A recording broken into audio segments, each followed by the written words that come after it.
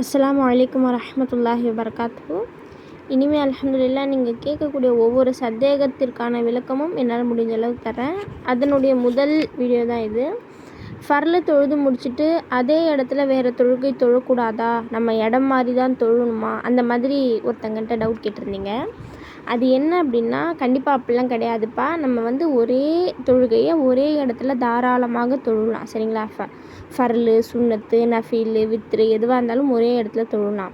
இப்போ ஃபர்லுக்கு பிறகு நஃபில் தொழக்கூடாது அப்படிங்கிற மாதிரி சொல்கிறாங்க இல்லையா? அது என்ன அப்படின்னா, டப்புன்னு தொழக்கூடாது. அதாவது ஒரு கேப்பே இல்லாமல் தொழும் பார்த்தீங்களா, அந்த மாதிரி தொழக்கூடாது அப்படின்னு சொல்கிறாங்க. ஏன் அப்படின்னு பார்க்கலாம். எப்போவுமே சரி, துவாக்கள் ஏற்கப்படக்கூடிய விசேஷமான நேரங்கள் இருக்குது பார்த்தீங்களா. ஃபர்லு தொழுகைக்கு பிறகு நிச்சயமாக நம்மளிடமிருந்து கேட்கப்படக்கூடிய ஒரு துவா அல்லாஹ்விடத்தில் அங்கீகரிக்கப்படுது. சரிங்களா? அப்போ ஃபர்லு தொழுதுட்டு நம்ம என்ன பண்ணணும்? ஆயத்துல் குர்சி ஓதணும். சரிங்களா? தஸ்பீஹ் ஃபாத்திமா ஓதணும். நமக்கு தேவையான ஹலாலான துவாக்கள் செய்யணும். அந்த துவாக்கள் கண்டிப்பாக ஏற்றுக்கொள்ளப்படும்.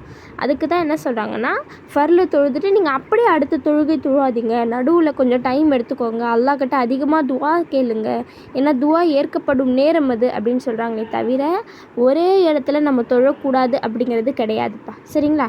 அஸ்ஸலாமு அலைக்கும் வரஹ்மத்துல்லாஹி வபரகாத்துஹு.